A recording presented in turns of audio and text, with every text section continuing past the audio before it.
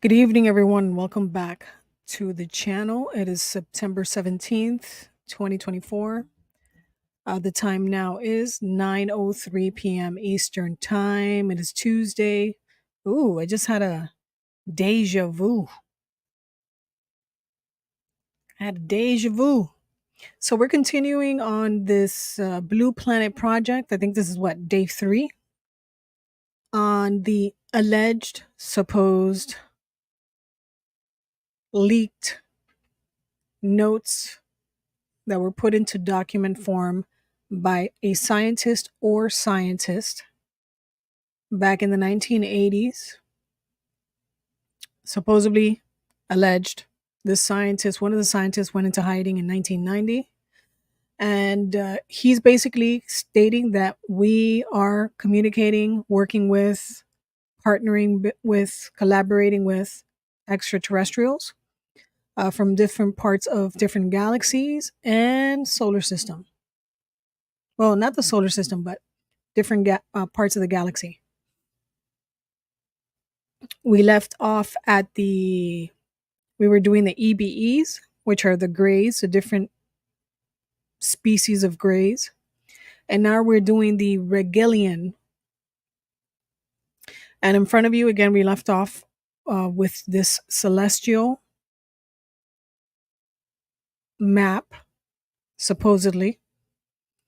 And it says here that the main lines, alternative lines, represent you have the sun, you have Earth, you have Alpha Mancea, Zeta Reticuli 2. Then you have Gliese, Kappa Fornacis, Tau Eridani, and a bunch of other places. And this indicates the routes that the Greys, I guess they're the route that they take when they're going on their spaceships and traveling through the stars. This is the Greys star map. And these are the locations that they travel to. In the notes, it stays taken from crystal storage device inside the crashed alien craft. And again, this is the Regelians, also called the malevolent alien life form, the ALF. Remember ALF? You guys remember the show ALF? Just think about this. Almost everything that's on this document we've seen on the sci-fi channels or in movies over the last 40 to 50 years. Now, what we got to ask ourselves is, were the movies part of the introduction to this celestial, galactic, universal species, introduction to a new species?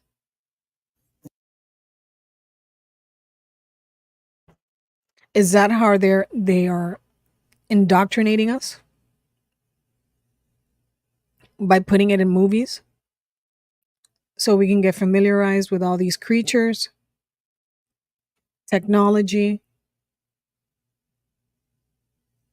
ancient belief systems like the Jedi? I believe that's what they're doing. And it makes sense to do this anyway. You introduce to the public real information hidden behind film and stories, right? Introduce it as science fiction. And then later on, whenever whenever the governments or the agencies or the families or whoever's ruling the planet decides to come forward and say, yeah, this is actually reality. We're already used to seeing the images. We're already used to seeing like whole storylines, and we live through the characters of the films and the shows that we've become accustomed to. So in this document, they're saying that the Regilians or Regilians, however you say it, are malevolent, and they're ALF. They're considered what we call ALF. The typical malevolent ALF, it just reminds me of the show. as represented thus far, can be described as follows. They're between 3 to 5 feet in height. They erect standing biped with long, thin legs. They have a small build, thin. Their head is larger than the normal to human proportions. They have absence of auditory lobes, meaning external earlobes, absence of body hair. They have large tear shaped eyes. They're opaque black with vertical slit pupils like cat eyes. The eyes are slanted approximately 35 degrees. They have a small straight mouth with thin lips. Arms resemble praying mantis at normal attitude or attitude. Arms reach to knee when extended. They have long hands with small palms. They have claw-like fingers, too short, too long, webbed fingers. They're tough. They're gray-skinned, reptile-like in texture. They have small feet with 4 small claws-like toes. Some organs are similar to humans, but developed in different evolutionary process. The most significant finding is that they have a non-functioning digestive system and 2 separate brains. Woo! No wonder. Hold on. We see that brain. No wonder they got that big noggin, huh? No wonder they got that big noggin. I'm not trying to, I'm just saying. It looks funny. Okay, they have a digestive system. The digestive system in those examined were atrophied, conforming to absence of provisions and recovered crash. This, however, is still just a preliminary findings. Movement is deliberate, slow, and precise. The secondary findings after the crash site study. Alien substance requires that they must have human blood. Ooh, ooh, ooh. Okay, so these guys like human blood. Ooh, do we believe it? Do I want to believe it? I don't know. Ooh, ooh. So this is again alleged document. So we can't confirm this. We don't know if this is real. We don't know if somebody wrote a script and just put it in document form, and we don't know anything. We just know that people have been circulating this for over 2 decades or a decade. Okay, so secondary findings after the crash sites study, alien substance requires that they must have human blood and other human biological substance to survive. In extreme cases or circumstances, they can subsist on other animal fluids. Food is converted to energy by chlorophyll through photosynthesis, and waste products are excreted through the skin. Some kind of botanical life form. These creatures possess 2 separate brains separated by the mid-cranial lateral bone partition. That's the anterior brain and posterior brain, with no apparent connection between the two. So they have 2 brains, one on, I guess it's kind of like our left hemisphere, our right hemisphere is for them 2 different brains. ALF furnished extensive information on the aliens and their history, which is known as the Yellow Book. Because the aliens have a tendency to lie, these particular aliens have a tendency to lie, we can't be 100% sure about all the information inside the Yellow Book. The Luna 1 is the Rigelian base at the other side of the moon, or the far side of the moon, like some scientists prefer to say. It was seen and filmed by the Apollo astronauts. A base, a mining operation using very large machines, and the very large alien crafts described in sighting reports as the quote-unquote motherships exist there. The Wave Nest is the Rigelian base in the Atlantic Ocean, which is an underwater alien base mining and big cigar-shaped craft. So these are the ones that supposedly we've seen pictures of, that are these long tube-looking things flying in the sky. Some individuals that are in the UFO community state that those long cigar looking craft are also ours, meaning we've I guess reverse engineered it or we've created our own. But these particular aliens use that particular craft. The Regalian saga, the original contact between the government and the extraterrestrial biological entities called EBEs, who normally are gray in color and about 3.5 to 4.5 feet tall or high, and coming from the regal star system, hereafter referred to as the Greys, was achieved between 1947 and 1971. We knew that the Greys were instrumental in performing the mutilation of animals, as well as some humans, and that they were using the glandular substances derived from these materials for food. They absorbed through their skin, and to clone more Greys in their underground laboratories. The government insisted that the Greys provide them with a list that would be presented to the National Security Council, and this list has never been completed. Through all this, the government thought that the Greys were basically tolerable creatures, although a bit distasteful. They presumed at the time that this was not unreasonable to assume that the public would and could get used to their presence. Between 1968 and 1969, a plan was formulated to make the public aware of their existence over a succeeding 20 years. This time period will culminate with a series of documentaries that would explain the history and intentions of the Greys. Again, through movies, they're doing this, right? We're getting used to seeing these weird looking creatures, working with them, traveling the stars with them, meaning different alien species. That's the whole point of Star Trek, in my opinion. The whole point of Star Trek, Star Wars, and any other alien movie or alien show. The Greys assured the government that the real purpose of the abductions was for monitoring of our civilization. And when they learned that the abductions were a lot more frequent and insidious than they were led to believe, the government became concerned. Their concern was also based on additional information regarding the purpose for the abductions.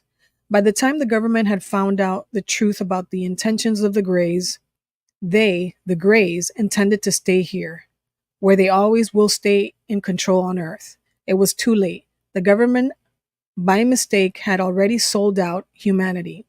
Not that it would have made any difference, because they were here doing what they were doing anyway. In 1983, a story was outlined by the government sources that said that the Greys are responsible for our biological evolution through manipulation of DNA of already evolving primates on this planet. They don't like to tell anybody that the real Regalians are the Nordics. And they found survivors from one big catastrophe, the ancestral 7 races, the uniterrestrials. Various time intervals of the DNA manipulation were specified for 25,000, 15,000, 5,000, and 2,500 years ago originally. The government thought that the Greys meant us no harm, but in 1982 to 1988, the picture that emerged was exactly the opposite. The story now is one great deception at several different levels. The Greys, quote unquote, the Trojan horse style manipulation and lying, which involved MJ-12 magic forces from over 4 decades ago. Now it's 1990. The government still uses disinformation on the subject of UFOs in order to perpetrate the agreement with the Greys, free of public scrutiny. The lies to the abductees, the Greys' ongoing abduction of people and mutilation of animals in order to harvest enzymes, blood, and other tissue for their own survival needs, and a genetic blend of the Grey race, and a tall Nordic act to enable Grey interference or interface with humans to be done with greater ease. The apparent reasoning for the gray preoccupation with this is due to their lack of formal digestive tract and the fact that they absorb nutrients and excrete waste directly through the skin. The substances that they acquire are mixed. They're mixed with hydrogen peroxide and painted on their skin, allowing absorption of the required nutrients. It is construed from this that some weaponry against them might be geared in this direction. So, my thing is, the UFO community is split, right? You have many of them saying that there are bad aliens, and then there's some that are saying that the aliens are extraterrestrial, because there's a difference, aliens and extraterrestrials. The extraterrestrials are too advanced to be even considering malevolence, basically. Now, I'm of the thought that in the universe and on Earth itself, if we just take us as an example, we have good and bad. We have, just the whole concept of life itself, light and dark, you know, man and woman. Everything is duality. If we're talking about being on Earth, whether it's spiritual duality, meaning dark and light, or whether it's, opposites of the same life form, right? Man itself is female and male. So there has to be in the universes, in the multi-dimension, obviously, like it is in the spiritual dimension, there has to be evil, or what we call bad and good. It's only common sense.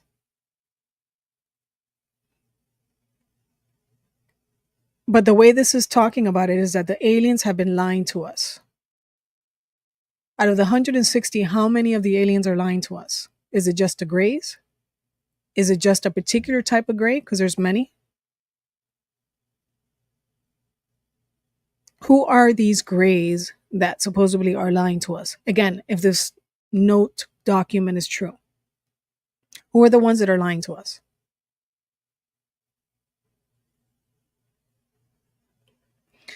So, the inner core of the CIA is deeply controlled by the grays.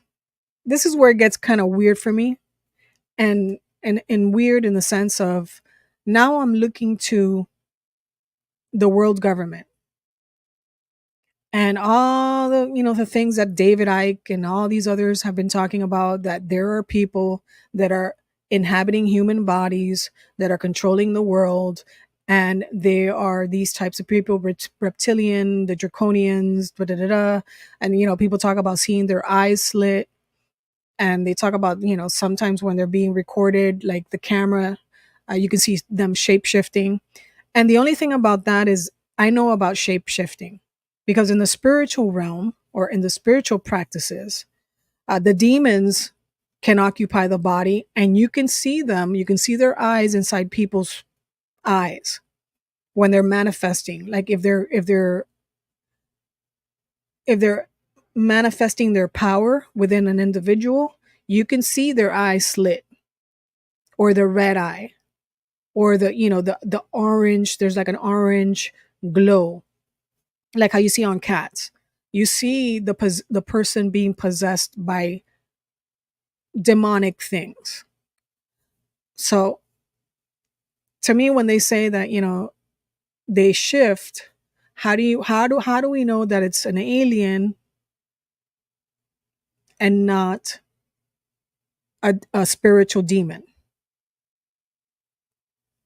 I've seen spiritual demons. I've seen people get possessed. I've seen the power of possession, where a human being that becomes possessed can, take out 5 people, 5 men, throw them around like they're rag dolls. But I've never come in contact with a person that is an alien per se, taken over by an alien. Or at least I don't think I have. I could be, I could have crossed paths with somebody that had this, but I've only experienced this, as far as I'm aware of, I've only experienced the spiritual. So that's where I have the problem. But I'm thinking about everything that everyone says about the reptilian, the draconians, they're running our governments. They're in, and then you get into the cloning, that maybe can they occupy the body of the clone? And then that's what you're seeing after the original individual is no longer here. They take over with the clone. There's like all these things going on where everybody says everything is a conspiracy theory, is a fantasy, it's movies. But in actuality, no, it's not. It's science, meaning the genetic stuff, the cloning stuff, the engineering, the stem cells, growing ears. That stuff is no longer science fiction. It's fact. It's science fact. We can grow hearts now. We can grow body parts, meaning organs. We can grow skin. We can grow ears on rats. So these are things that are Frankenstein used to be considered impossible, but now within the last 20 years, we've done it. We can alter the DNA. We can create nanobots that go into the body and take medicine to the body. I mean, it's just crazy the advancement that we've made in 100 years only. In 100 years, we've gone from like 0 to 60, meaning from like riding horses to developing, biowarfare. It's crazy. So I'm just thinking about that. Do we have humans, quote unquote, that are not humans? Are we seeing a scenario like V and we don't even notice? Is this the reason why these ruling class elite that consider their bloodlines above all, that are engaging in ritualistic stuff, are these individuals from somewhere else that like to do these horrible things, and that's why they don't have a conscience and they can bomb and kill? I mean, there's all these there's all these questions, and it's something that we should think about. Is it spiritual and otherworldly?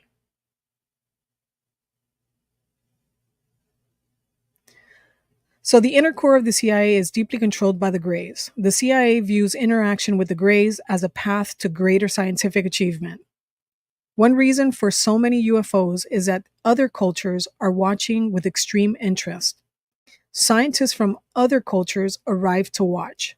The Greys also are working with some groups of UFO fanatics, lying to them and using them. The ultimate evil is masked and is of psychological complacency that leads one to adhere to a group philosophy rather than eke out one's own horizons. As soon as you acquire an awareness of being a so-called chosen special group, you are on the road to a fall.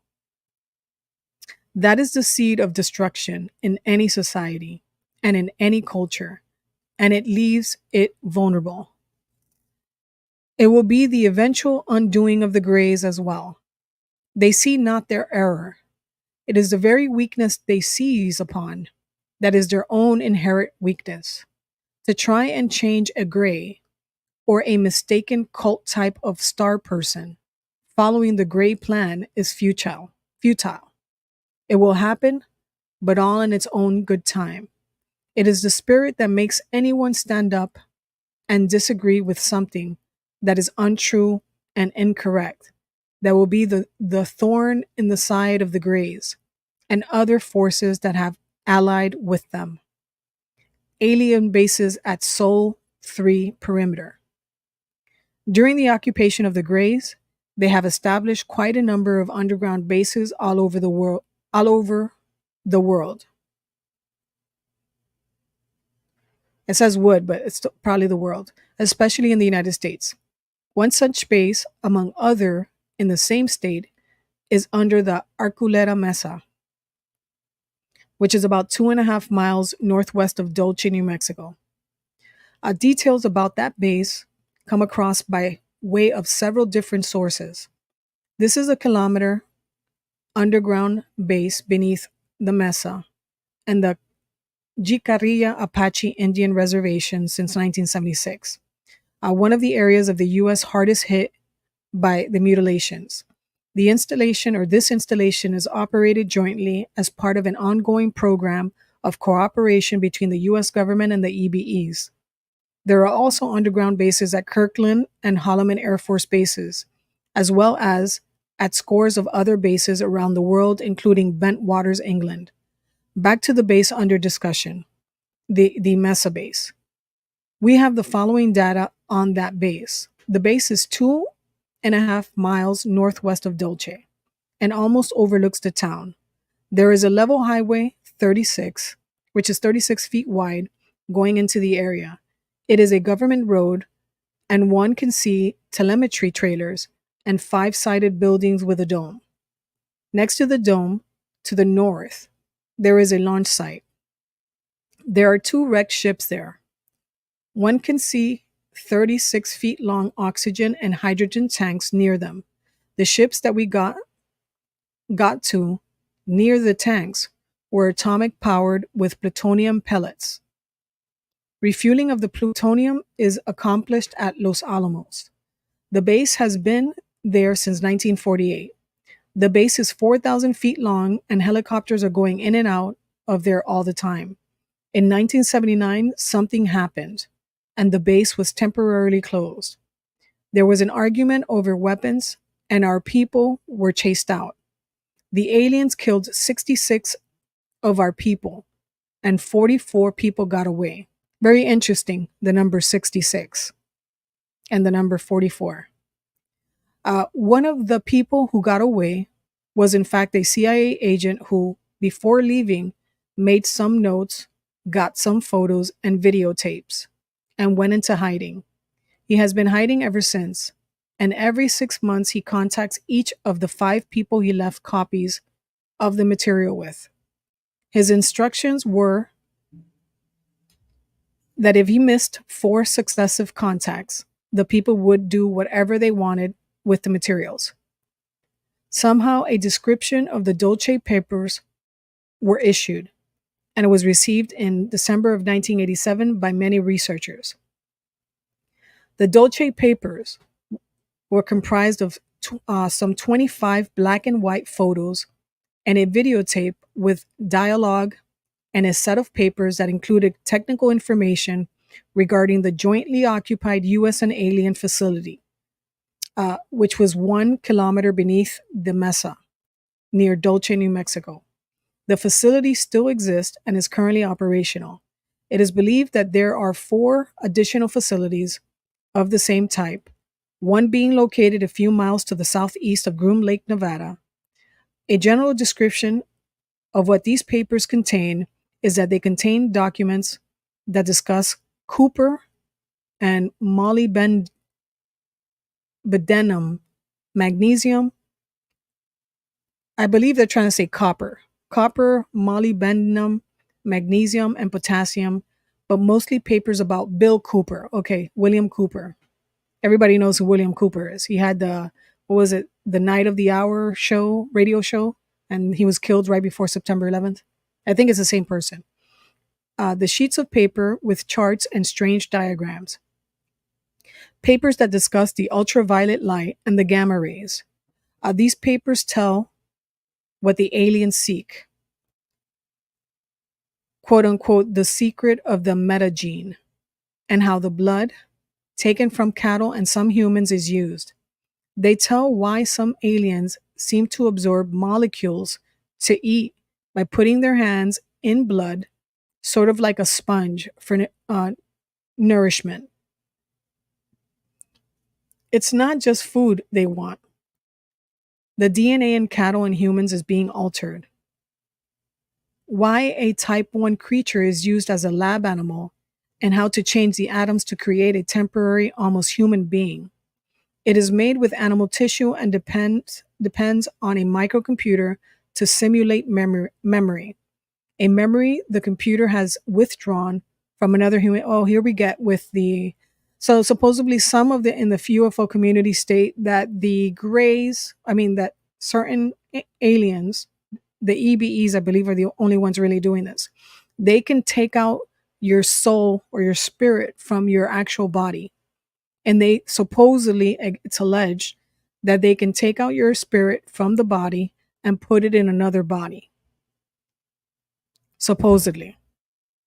Now, I've heard of this in occult religions, in like Santeria, Palo Mayombe, and the voodoo type stuff. I've heard of this happening where a person can transfer their soul into another person's soul. I heard this one story from a high priestess in Santeria where she stated that it's rarely done, and they do like a ritual and some other stuff. And this one, I guess, this one incident event, they did it in a hospital, right? The one person had a sick body, and meaning the witch or the witch doctor had a sick body, and they were in a room with another person that didn't have they didn't have a large a bad ailment or like some real hardcore sickness. And what they did is they did a ritual where they transferred the person's spirit into the least sick body, and they transferred that other person's body spirit into the sick body. And we've seen this in movies too. The Skeleton Key shows you that same thing, where you had slaves. I don't know if you've ever seen the Skeleton Key. It's based out of. It's based on voodoo in Louisiana, and they show you how slaves that were brought over from Africa were servants to this family, this white, Southern family. And what they would do is they would do rituals. They did a ritual with that family where they transferred themselves, their spirit, into the body of the children of the family members. And the reason that they started doing that in this particular movie, The Skeleton Key, I'm not going to ruin it for you. The reason that they started doing that is because they were going to be hung by the whites in Louisiana. So they transferred their spirit into the kids and the kids' souls into their body. You got to see that movie. It's really scary. But it's talking about real voodoo stuff, like real rituals and ingredients and all that. But supposedly the EBEs are able to do the same thing. They're able to transfer your essence, your body, your soul, your spirit into another new body and continue the cycle, I guess, whatever, the cycle of living. So some humans are brainwashed and used to distort the truth. Certain male humans have a high sperm count and are kept. Oh, excuse me, I'm skipping. Let me go back. Why a type 1 creature is used as a lab animal, and how to change the atoms to create a temporary, almost human being. It is made with animal tissue and depends on a microcomputer to simulate the memory, a memory the computer has withdrawn from another human being. And you can check the science on this, guys, too. We're able to store memory, store video documents in DNA, and we can extract it. That's MIT is actually reported on this. So almost human being or clone is a little slow and clumsy. Real humans are used for training, to experiment with and to breed with these almost humans. Some are kept in large tubes and are kept alive in an amber type liquid. Some humans are brainwashed and used to distort the truth. Certain male humans have a high sperm count and are kept alive for that reason. Their sperm is used to alter the DNA and create non gender beings called type 2. That sperm is grown in some way and altered again, but in wombs. They resemble ugly humans when growing up or growing, but look normal when fully grown, which only takes a few months from fetus to size. But they have a short lifespan, less than a year. Some female humans are used for breeding, and subsequently, countless women have had a sudden miscarriage after about 3 months into the pregnancy, and some never know they were pregnant. Others remember contact some way. The fetus is used to mix the DNA in types 1 and 2. The makeup in that fetus is taken at 3 months and grown elsewhere.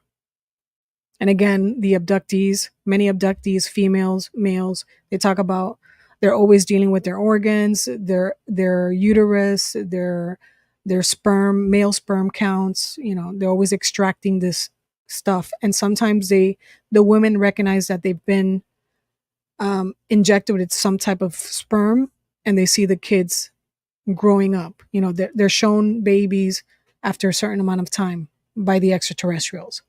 Uh, the fetus is used to mix the DNA in types 1 and 2. The makeup in that fetus is taken at 3 months and grown elsewhere. That's what the Dolce papers talk about. Some of this information is covered in a volume 2 of the Pulsar Project. There are some pen and ink reproductions of what one of the wombs looked like, i.e., 2 by 4 feet. An illustration showing one of the tubes in which the almost humans are grown. A page showing a simple diagram of the crystalline metal, pure gold crystal, and what looks like either a genetic or metallurgical diagram or chart. Also attached is what looks like an X-ray diffraction pattern and a diagram of hexagonal crystals, with a comment that they are best for electrical conduction. It would appear that the last half of the material in the papers applies to the supercrystalline metal used for hull structure or something along that line. Obviously, this is all rather bizarre from a certain point of view, or any point of view, in fact.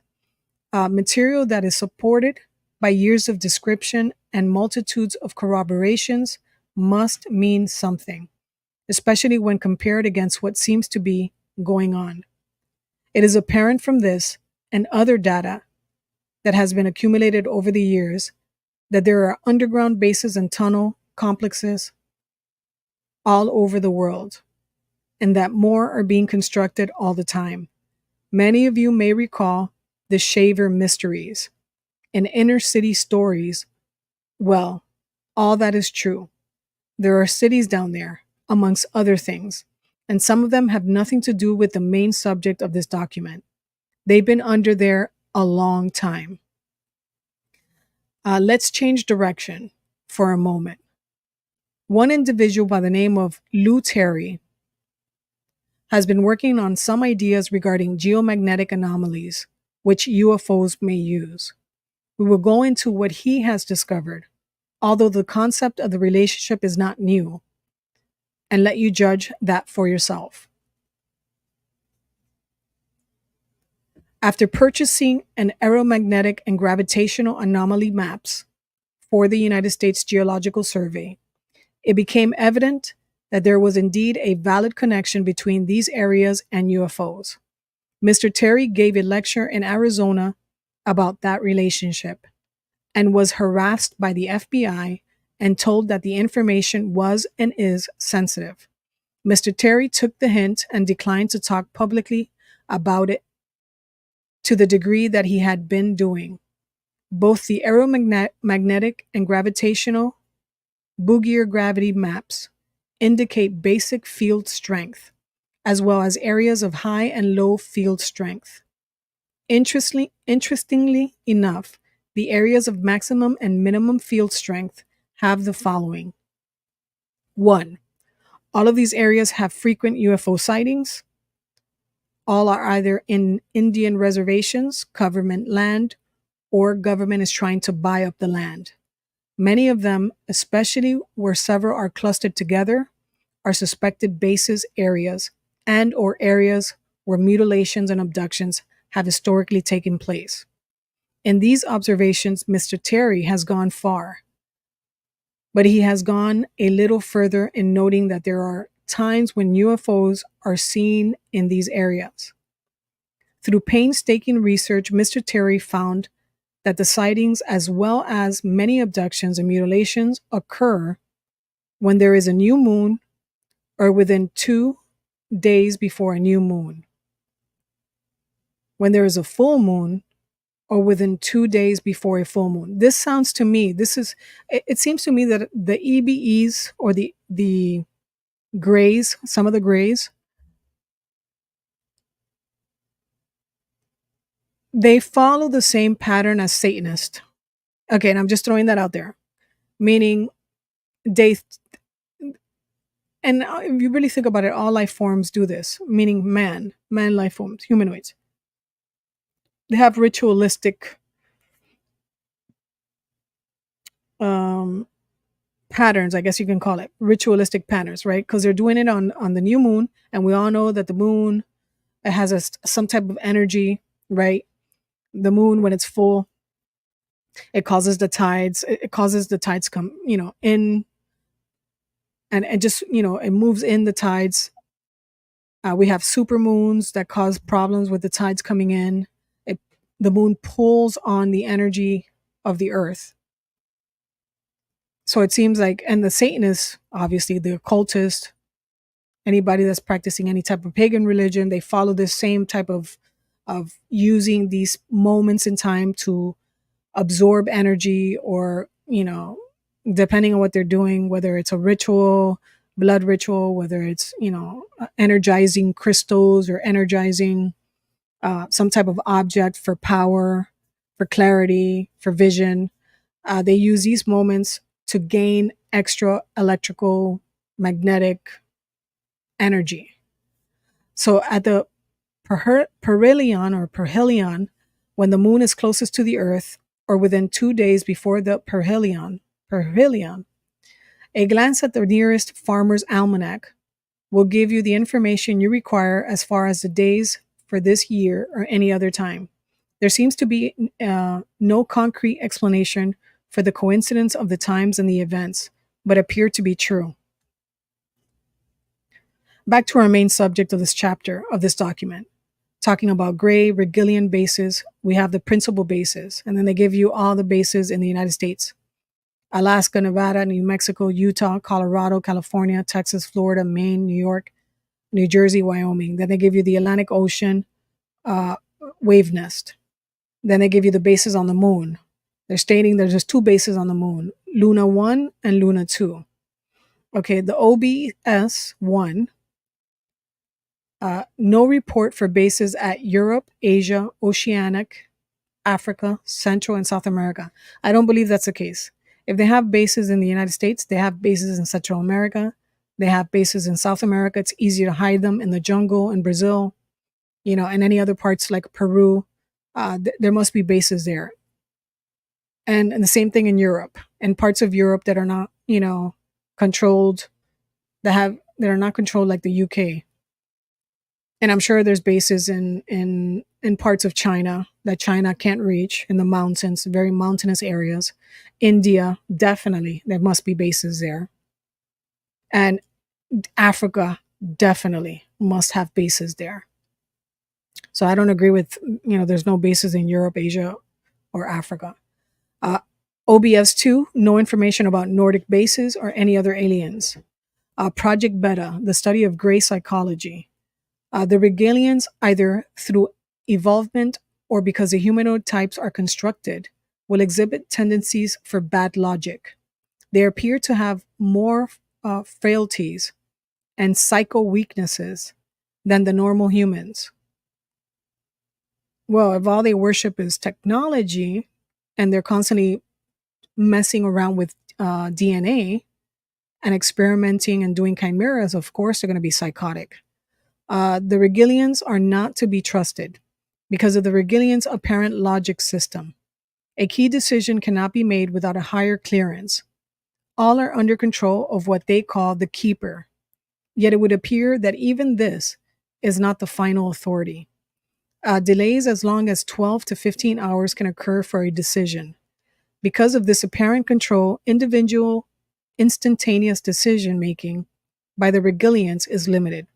If their plan goes even slightly out of balance or context, they become confused. Psychologically, their morale is near disintegration.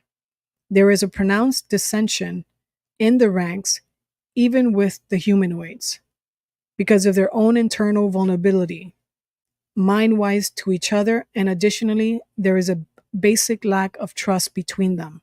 This is very interesting. So they must be talking about the different types. Like J Rod is probably different than the Earl. So they must be talking about different um, extraterrestrials. They appear to be totally death oriented. Woof. Really? What does that mean? They appear to be totally death oriented, and because of this, absolutely death fear oriented.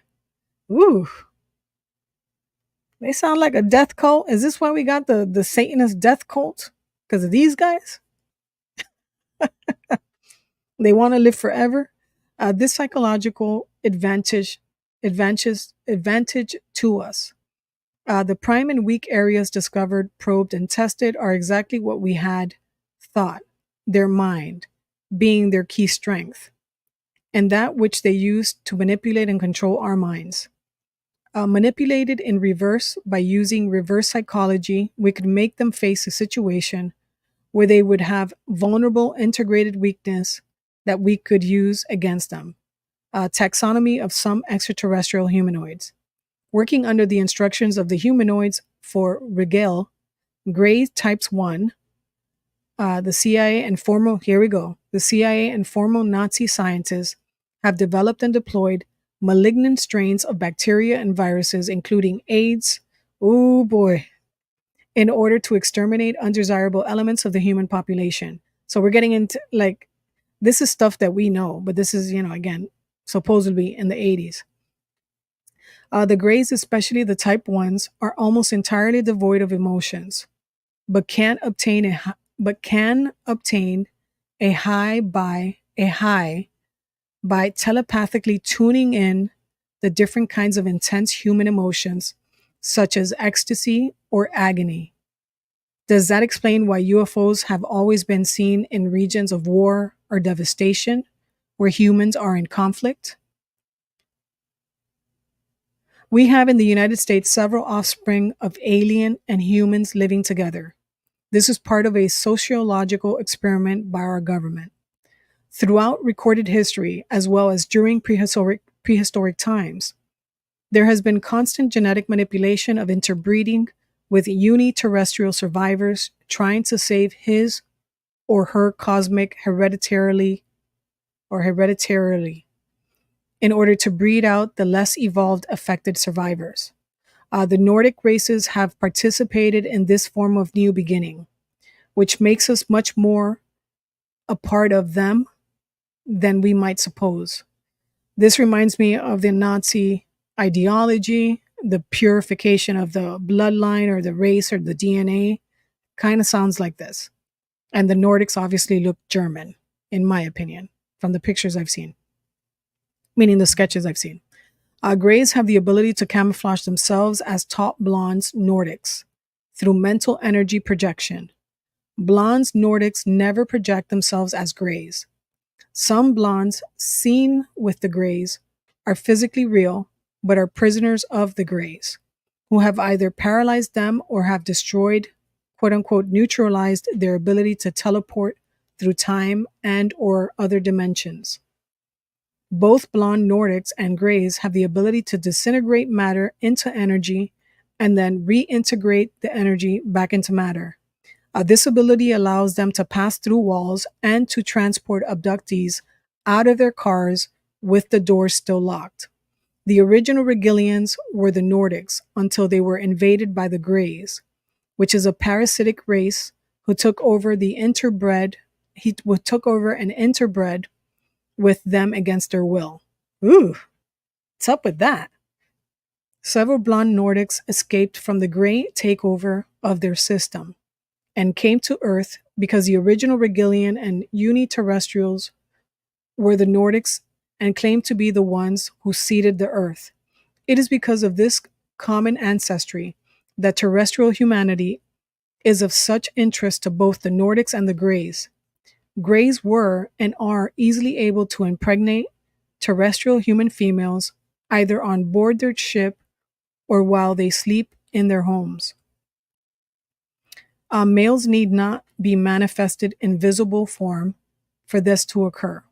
The conflict between the Nordics and the Greys is in a state of temporary truce, although the conflict between the Regalians and the Sirius star system is being fought actively. The Nordics with speech abilities will respond violently if attacked or threatened, but the telepathic ones will respond peacefully.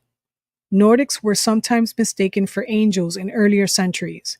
They do not seem to age and consistently appear to be from 25 to 35 years of age. The Nordics now inhabit the Procyon star system.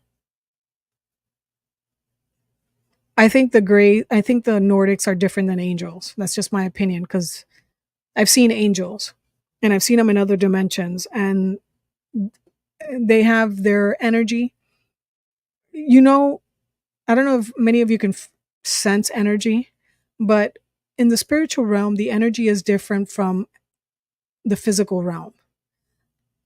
When you feel a celestial being, a being that is without time and space, meaning it could travel within any dimension and is from the actual what we call the heavens.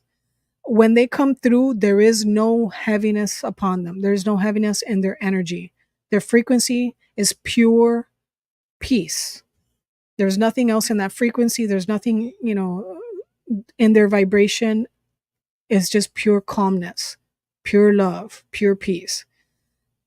Other things, whether they're aliens, extraterrestrials, or the darker forces, demons, the lower level vibrations, their stuff is heavy, nasty, and if they're in your presence, if demons are in your presence, they smell like sulfur. Guaranteed, this is a true thing. Demons smell like sulfur, especially the most powerful of them. They smell like sulfur. You can smell them in a room. So when they talk about that, the Nordics were confused as being as angels. Yeah, they might have been confused as angels, but angels are a separate spiritual being from these other extraterrestrials. They're not the same. To me, they're not the same. So the type A Greys are the large-nosed Greys from the Regal star. These Greys are ones with whom our government has a treaty. Now the data. The approximate height of these Greys are 3.5 to 4.5 feet tall. Some approximately 5 feet. Their weight is approximately 40 pounds. Two semi-rounded black eyes without pupils. They are large, almond-shaped, elongated, sunken, of deep set, far apart, slightly slanted, appearing oriental or mongoloid. The head, by human standards, is large when compared with the size of the torso and the limbs. No earlobes or protrusive flesh extending beyond apertures on each side of the head. The nose is long and vague. Two nasal openings are indicated with only slight protuberance. I don't know how to say that word. Mouth is indicated as a small slit without lips, opening into a small cavity mouth, which appears not to function as means of communication or an orifice for food ingestion. Neck described as being thin and in some instances not being visible because of the garment on the section of the body. The head is hairless, the torso is small and thin. Normally they wear a metallic but flexible garment. Arms are long and thin and reaching down to the knee section of the body. The hands have 4 fingers each, but no thumb. 2 fingers appear longer than the others on each hand. They have some kind of long fingernails. A slight webbing effect between each finger exists.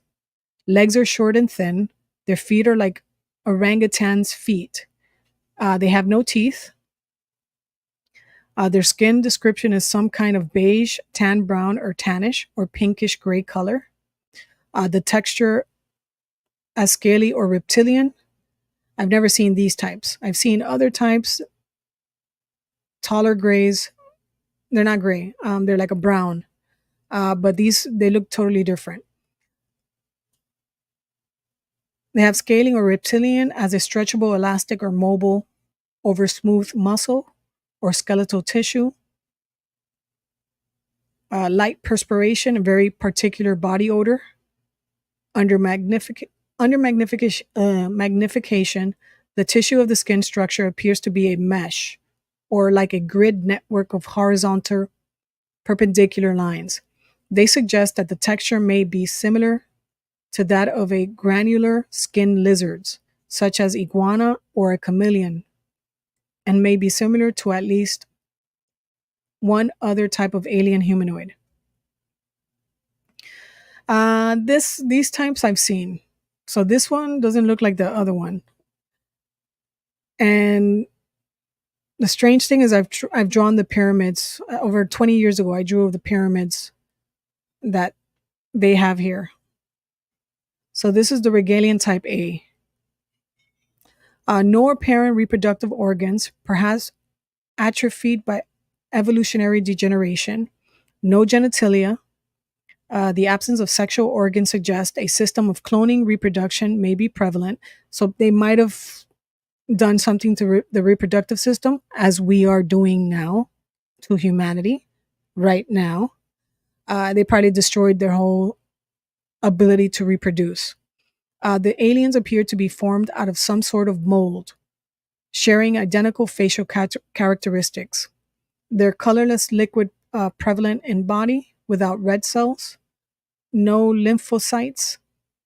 They're not carrier of oxygen.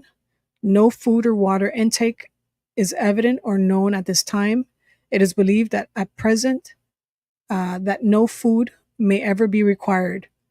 No digestive system or GI tract. These probably are the synthetics, the robotic synthetics. No intestinal or alimentary canal or rectal area described. Many variations of anatomy exist. Their lifespan is unknown at this time. The type Bs are the grays from Z reticuli. These grays are also ones with whom our government has a treaty. The physiology, more or less, is very familiar to that of the Rigelian grays. They are male and female. The differences are they need food to survive for survival. They prefer proteins of dairy meals. They have asexual form of reproduction. The arulo grow outside the female Z reticuli. The next page shows a sketch of the Z reticuli alien. Okay, these are more familiar. I've seen these. This is the one that I saw. If they're tan, but the head wasn't so big and the face wasn't so long.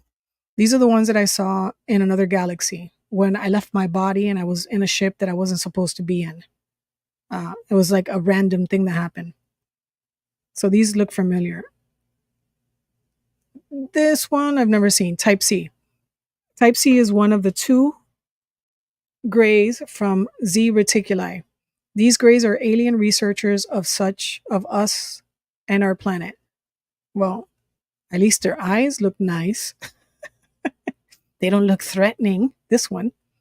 The physiology is like Z reticuli. The differences are that the eyes are at the eyes.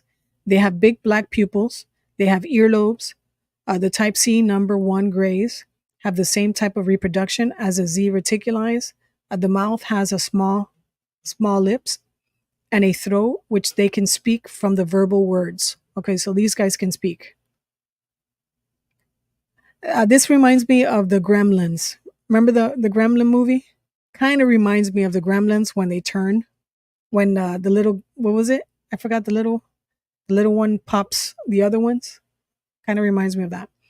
The Z reticuli C, the differences are the shape of the head. The eyes are the eyes and eyeballs. The type C, number 2 grays, have pointed earlobes. And it reminds me of Yoda too. They are smaller than the first type of Z reticuli. The reproduction is accomplished by an egg.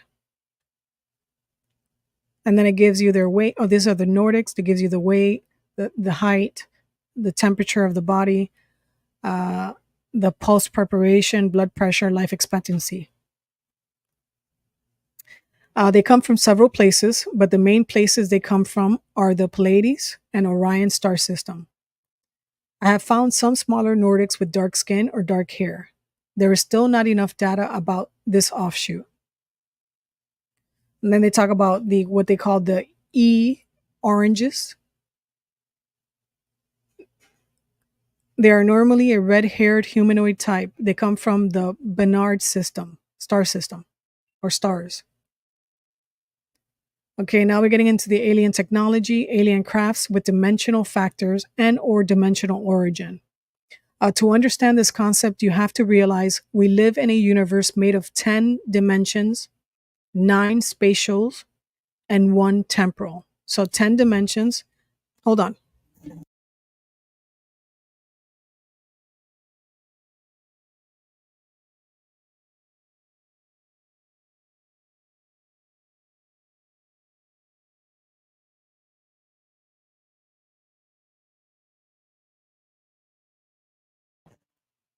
Okay, so to understand this concept, you have to realize we live in a universe made of 10 dimensions. 9 of them are spatial and 1 of them is temporal. On Earth, though, we just use 4 dimensions, 3 spatial and 1 temporal. Because on Earth, 6 dimensions are compacted at 1 abstract dimension. Following the theories of 2 physicists, Dr. John Schwartz and Dr. Michael Green, the particles of our atomic structure have a consistency of 10 dimensions. There's more than 10 dimensions, but okay, 1980s. For the system to be established after the Big Bang, the dimensions collapsed and created the compacted effect of 6 other dimensions into 1 dimension. The aliens used this knowledge, which they call the Nordwag factor, which increases one large field of acceleration or particles and recreates a new dimensional space or new dimensional spaces. This means that the inside of the alien craft is much bigger than the outside size of the alien craft is in dimension, is size in dimension. Some similar aspect affect over 3 or third dimension space and the 4th dimension time to the 6th. Let me repeat this again because this is like, it's like running on. Some similar aspect affect over 3rd dimension, which is space, and the 4th dimension, which is time, to the 6 other dimensions. The multiverse or the multi-universe theory, and not a single universe theory. Universe is a single part of the total of the multiverse. The US government and alien technology. Of course, the aliens have given high technology to the government, but how do these scientists like myself know the difference between a toy or a real sophisticated device if they never have seen one before? They give us primitive concepts in computer systems, microchips, and integrated circuits, and we improve much more faster than they expect we can.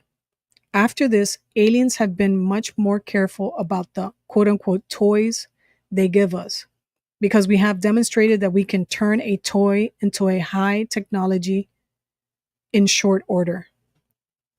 The main interest of the US government is to collect all possible alien information in science, especially new sources of energy, technology, especially beam weaponry and tactical aircraft, medical, which is extension or extended the life expectancy of humans, and total elimination of deadly infirmities, i.e., for elimination of the weak. So here again, the eugenicist Nazis philosophy, you can hear it in this. The IE for elimination of the weak people from our society, the intelligence, especially in mind control, and all of these objectives are still ongoing. Then they get into the implant, or what they call the SBMCD, which is the multi-band microreceptor transmitter or transmissor. They talk about the auditory sensors that maintain a constant monitoring of wavelengths that extend into the ultrasonic frequency range, as well as being able to detect sound of only a few dB in strength at short distances. Central power nucleus. Here's where the energy is released to power the unit. This energy is generated by the decay of a small quantity of radioactive isotope strontium, strontium 90, and distributed to the entire unit through a unique direct flow of charged electrons and fluid nutrient base of a consistency similar to human hemoglobin. A self-destructive or destruction device. This will destroy totally the SBMCD in case of anyone without access code frequency wavelengths trying to open this module. A variety of micro-circuited electromechanisms located beneath the central power nucleus aid circulation of nutrients, internal solution permitting the efficient transference of power, communications, and data. The unit's enhanced internal and external visual sensors are designed to detect wavelengths of photons, which is light, ranging from the ultraviolet to the infrared portion of the spectrum. The neural simulator, the device delivers a phase voltage beam directly into the nerve endings in the brain cortex. This looks a lot like what Elon Musk is doing right now. Kind of looks like his round Neuralink. Again, 1980s. The device delivers a phase voltage beam directly into the nerve endings in the brain cortex, which is a phase transducer on either side of the main lobes, which oscillate several microvolts of direct current stimulation per second. This is total control of the brain at the end. Do not take any chips into the brain. You hear me? I don't know how many times I have to say this. I've said this over the last few years. Doesn't matter what technology is out there that can give you superhuman abilities, do not take any chips in your brain. Doesn't matter. The unit's auxiliary data storage center maintains over 10,000 microsilicon wafers, each integrated by the direct lead to the micropositronic simulated brain center, which provides instant access to tens of billions of bytes worth of information on call. The SBMCD, or implant, which is called the Spherical Biological Monitoring and Control Device, is a techno-organic enhanced synaptid processor, which is powered by a micropositron flow that controls or mimics the functions of the human nervous system with a micro relays duplicating the operations of the brain engram patterns. Normally, the Greys during an abduction make an insertion of a 3 millimeter device, which is the chip, through the nasal cavity into more close proximity to the brain of the abductee, and after implementing subliminal post-hypnotic suggestions that could compel the abductee to perform some specific act within the next 2 to 5 years. Normally, the SBMCD only can be removed when the abductee dies. Trying to remove it while the abductee lives means certain death. Of course, if they're putting it in your brain, in your nostrils, and we don't know how it clings on to your brain, you can pull something and, of course, kill somebody. The aliens and the electromagnetic spectrum. After reading this document, there should be no question at all in your mind that there are intelligences that can manipulate or materialize any kind of object into our dimension. Let's take a look for a second at the electromagnetic spectrum. As you know, our visual spectrum only makes up a small portion of the whole. Look at what spectrums are involved with UFOs: the ultraviolet spectrum, the blue spectrum, which is the UFO entry field, the cyan spectrum, the green spectrum, which is the UFO is visible, the yellow spectrum, which is UFO is in vulnerable status, the red spectrum, the magenta spectrum, the infrared spectrum, which is the UFO is departing, the heat spectrum, which is the UFO field, and the radio spectrum. If you were relate this to the cases that you are familiar with, as far as appearance, the spectrum shift when in flight, etc., you will see the applicability of the above diagram. And then it gives you the alien aircraft's use of mutilation. I guess it's a mutilation machine. It's a biological scanner. So this is one of their devices, I guess. I can't tell what it is, but that's supposedly a scanner that they used. This biological scanner is used for field determination of general medical condition of the life forms by sensing body emanations in emission groups of alpha, beta, gamma, Carilion, theta, and Z rays. The OBS refers to files of magic medicine. Advanced diagnosis practices report for scale calibration and current interpretations of reading. Then they give you the readings, the specifications, overall length, maximum diameter, the weight, sensitivity, the reading groups, alpha, beta, gamma, Carilion, theta, and X-rays or Z-rays. A equals computer circuits housing, B equals activating control switch, C equals scanning housing mesh screen. D is the rotating scanner, E is the reading dial, which increases from the bottom to the top. F is the life form type, select scale. G is the ground plane screen, mesh screen. H is selective range scale for different kinds of life forms. The biological scanner type 1 consists of two parts.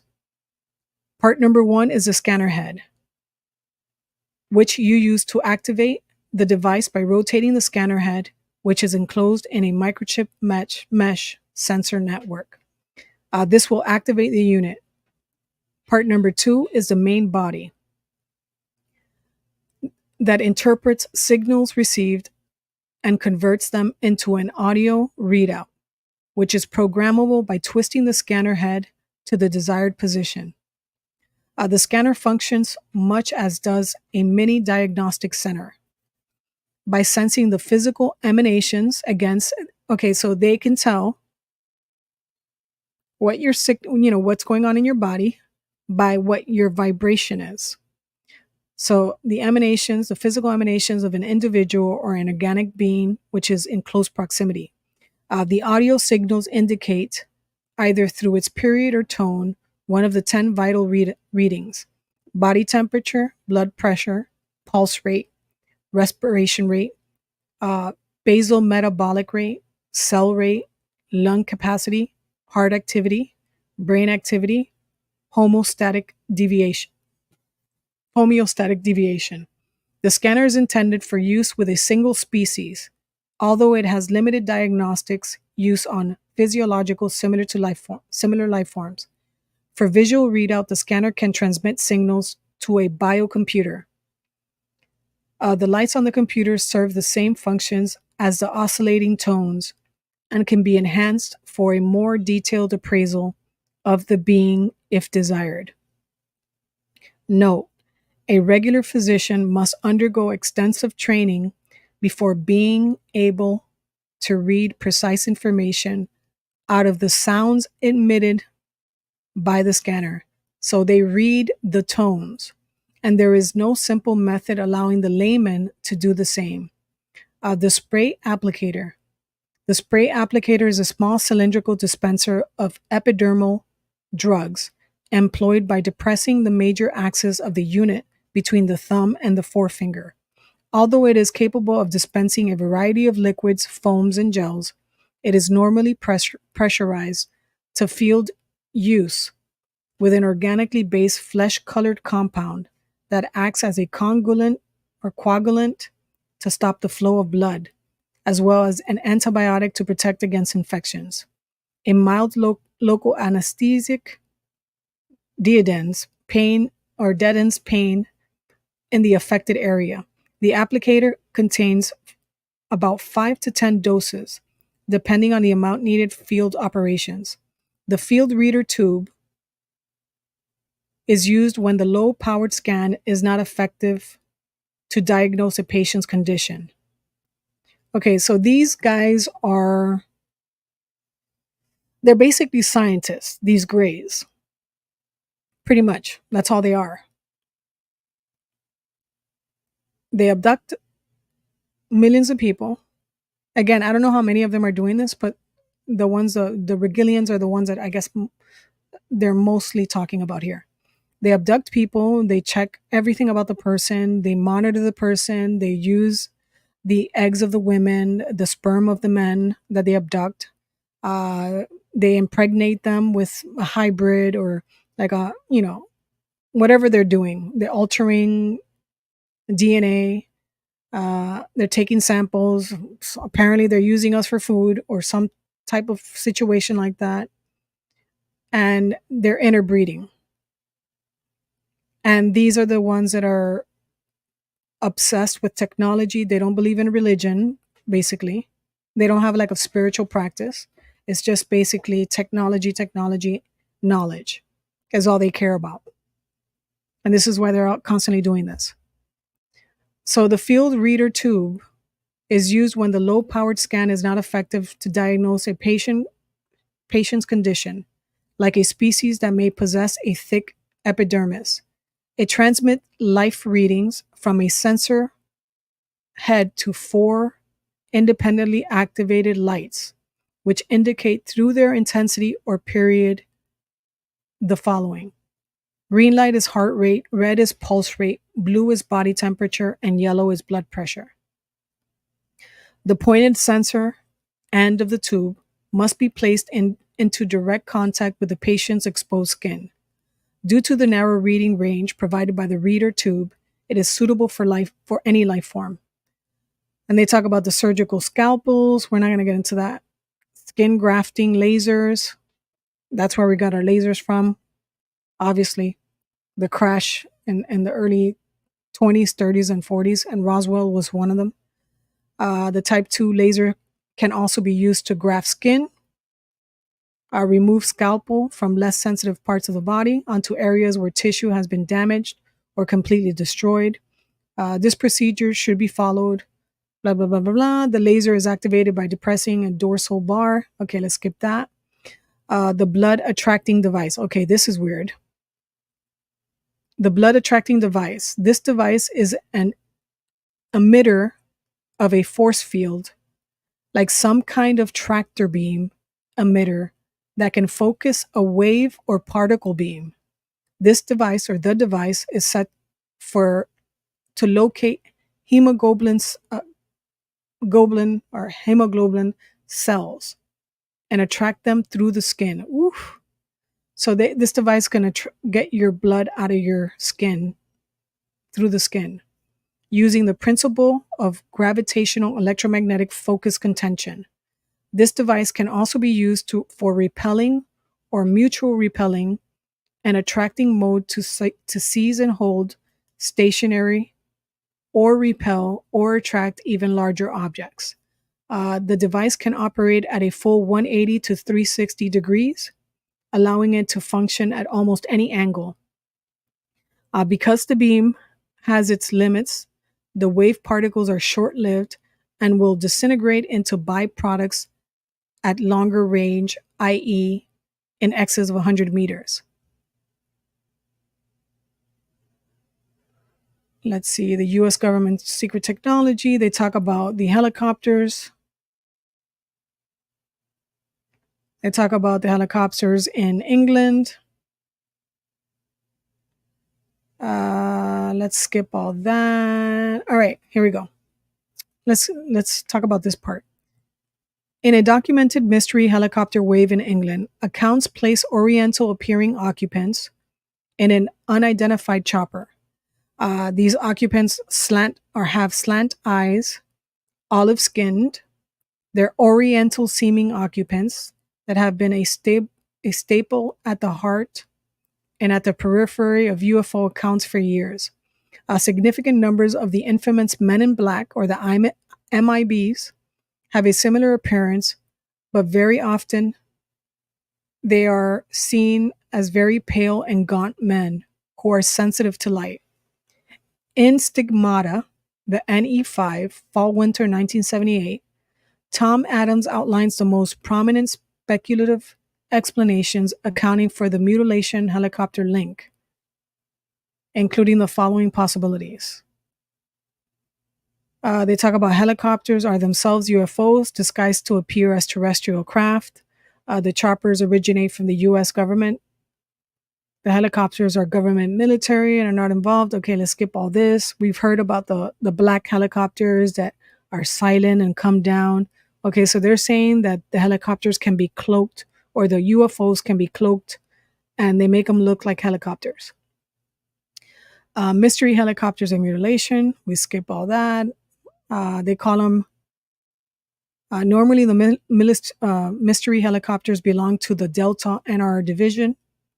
For a normal mutilation research mission, they send one helicopter with a team of 7 agents and 2 remote piloted vehicles that are called RPVs. The RPVs are small devices of a look-alike small saucers of 3 feet in diameter and radio controlled. So basically drones. And we have them nowadays. We see the drones now. They come in circles and, they have different types of looks. So this is the surveillance device, which again looks like a drone.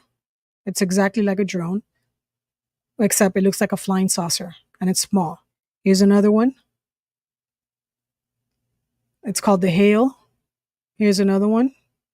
This looks like another very modern helicopter. We haven't seen it publicly. And then let's see. And they talk about the rotor, advanced blade system, experimental research demonstrator, the engines, the dimensions, the performance. And then I guess it generates a certain type of field that makes it look like an orb. Okay, so this is another craft that generates some type of, cloaking field that makes it look like an orb flying through the sky. Let's skip all that. Alien abductions. Okay, we can get into this tomorrow. We can get into the alien abductions tomorrow. Let me see. Beep, beep, beep. Yeah, we'll get into that tomorrow. All right, guys. Woo, this is a long one, huh? And there's another 100 and something pages. The part 2 to this is called the Pulsar Project, and it gets into the pharmakia of the extraterrestrial, the medications that the extraterrestrials use. Let me see if I have it here.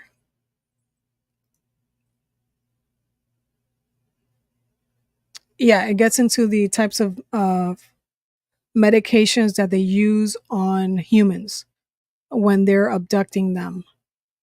And then again, and the part 2 Pulsar Project, they talk about their psychic abilities, their psychokinesis, how they can reorganize plasma, again, the propulsion systems of their engines, of their crafts. They get into the hierarchy of the alien servants to master race aliens, and then they talk about the MK Ultra project, the physiology, the language of the aliens, the several different aliens. And then the government's philosophy on the aliens. We'll get into that not tomorrow because, again, this is like 300 pages. But probably later this week, we'll get into all that. So again, hopefully you're enjoying this. It might be boring because I'm reading through all these documents. And for my haters out there, hey, how are you? I know you've been spending so much energy, right? I just want to thank you for training me, while you're hitting me with all this energy right now for the last hour and a half. I want to thank you for training me to control the energy that you're sending to me. So come back tomorrow and do the same thing so I can gain more power and learn how to direct that energy that you're sending my way. I just want to thank you. All right, guys, if you want to subscribe, share, like, tell a friend to come hang out on this crazy journey of finding out all the secret hidden information. Again, it's alleged. We can't confirm this. It can't be confirmed, but it's alleged to have come out of some scientist that worked in these projects and, that took notes and then put them into a document and stated, this is what we're doing. This is what the governments of the world are doing. These are who the creatures are. Again, 160 to 70 aliens. They're coming on Earth. They're living on Earth. They're interacting with us. Some of them are controlling us. They have bases on Earth. They've been here. They've come here for thousands upon thousands upon thousands of years. The government has all this technology, like your iPhone and your smartphone, because of these beings and their craft. And you have a computer chip with crystals on it and, quantum entanglement abilities because of these aliens. And this is why, we're living the way we're living now. If you want to support me in monetarily, you can support me at the links in the description. Come back tomorrow, 9 o'clock. See you then. Have a good night.